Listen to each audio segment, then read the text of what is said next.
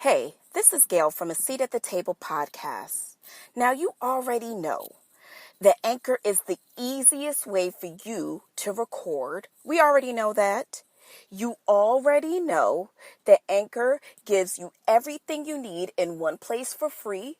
They'll distribute your podcast to all the major labels, Spotify, Apple Podcasts, the Google Podcasts, and you can easily make money from your podcast with no minimum listenership. Listen, I understand that you girls are out here spending money on studios and what have you, but if you're smart, you'll download Anchor app right now. Go to anchor.fm to get started. Tell them A Seat at the Table podcast sent you. Skiddly bop bop doo bop de bop de bop de bop skiddly bop bop ba. Sometimes you just have that on your heart. You ever just wake up in the morning, you just feel like skiddly boop boop doop boop doop doo doop. Yeah, sometimes words are not significant enough to describe that feeling. But some mornings you wake up and you feel like skiddly bop bop bop bop shoo bop doo bop ba. Yeah, sometimes you do feel like that. I dare you. Some days when you wake up on the right side of the bed and someone has been playing in your undercarriage all night and you feel a little pep in your step, a bounce in your ounce, and you want to wake up in the morning and be like, skiddly bop bop da, skiddly boop boop ba doop ba doop ba doop doo doo boo. Yeah, that's how I feel today. Welcome, everyone, near and far, to an all-new episode of the Table Podcast. Oh, yes, there's always a seat here for you, unless we're full and you'll have to sit on the floor. Oh, what a wonderful week it's been. I'm so excited to be here with you. All right, first of all, let's get the formalities out the way. Excuse me whilst I drink my coffee. Now, you guys might be a little bit used to getting the show sometimes a little bit earlier on a Sunday, but your girl has really just been having my social calendar has been booked, okay? I am booked, stadium booked, okay? But at any rate, here I am because it's important for you and I to get together and talk all the bullshit that we can and then love up on each other and then go back to our fuck shit lives, right? All right. So I don't want to prolong this introduction between us. Now, if this is your first time listening to the show, welcome. We love having you. You can find us at Instagram, A Seat at the Table Pod, all one word, which Instagram has really been fucking with me lately because every time I try to get on to my Instagram site for a seat at the table, it just hasn't been successful. But as you all know, if you're not new to this show, sometimes you can come and knock on my door of Instagram, my private door, at Zaika79. That's at ZAYICKA79. It's private, but you never know what God has in store for you. Knock on the door and see who answers. I just might. Outside of that, you can also find us on, what is that shit called? Twitter. Yes, Twitter. You can find me on Twitter. That is at Galanda Adams. That is GAILONDAADAMS. I have been trying to be far more active in the Twitter community because, well, you guys are honestly, if you have a really good Twitter group out there, let us know because I have some really great people that I follow and I love, honestly, my Twitter friends, they're like real OG homies. Like, we talk to each other, we give each other advice. It's all good out here in the Twitters world. Dr. Hype Williams, shout out to you. Love you long time, girl. Nia on Twitter, also shout out to you. Miss K. This is not going to be a shout out show, but I definitely want to acknowledge my folks. I am Brown Sugar _ love you long time, girl. Who else do I want to shout out on my Twitter sphere that I just love so much? Pretty by the Pound. Miss Nicole Banks. Hey, girl. Let's see. Mr. Baxter, you're everywhere. You're in my Twitter life. You're in my real life. Like, I just can't. Rashawn Henderson, shout out to you. OG Millennial, shout out to you. And yeah, that's about it. Before y'all start looking at me like, oh, she just going to be over here talking about hi to all her fucking little Twitter friends. I mean, what the fuck? All right, everyone calm down. So there's been a lot going on this week, and you know what?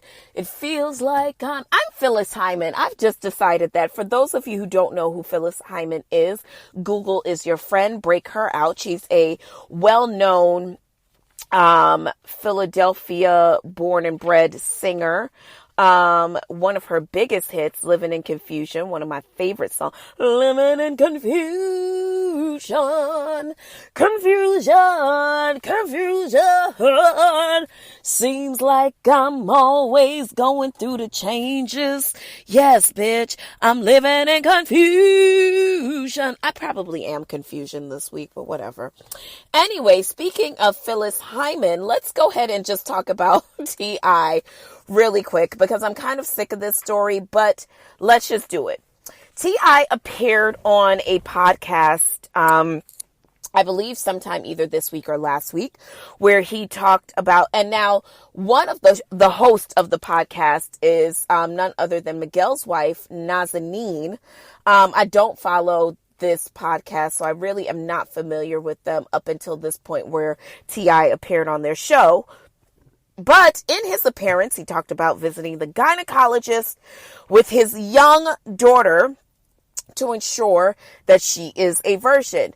Now, if you do not follow T.I., Mr. Tip has a lot of kids. There is Major and King and Eris, who are all products of his marriage with Tiny. Then there is Damani and Deja, who are both the same ages, however, have different mothers, both 18 or 19. Then there is, I think, Zanik, who is Tiny's daughter. So at any rate, T.I. says that he usually goes on a yearly visit to the gynecologist with his daughter just to ensure that her hymen is not broken. The gynecologist did have to let him know that your hymen can be broken through sport and or other physical activities such as riding your bike. Now, the thing that we all found weird, and our weird meter all went up by 1,000, is that number one, first of all, I think that I applaud T.I., first of all, for, taking an active role in his daughter's life, which I think is commendable, if anything. I do think that, again, we're seeing a case where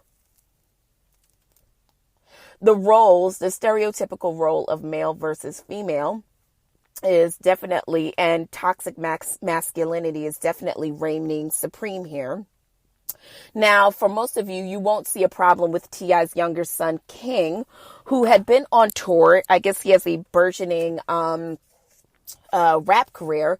He had been on tour and announced to his family that he had been having sex at the young age of either 14 or 15. Now, he was not asked to go to the man doctor to make sure that his penis wasn't broken because he was out there slinging that young dick all around. However, the daughter, Deja, has been asked.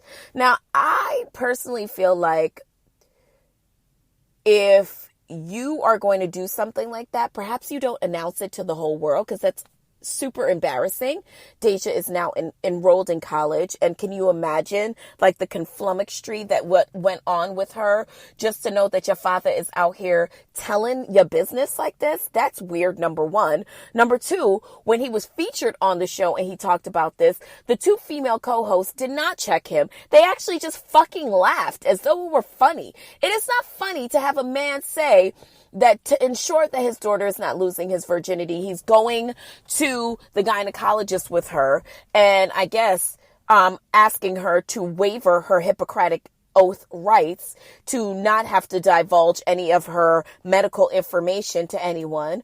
because, well, her dad wants to make sure. And let's be honest here.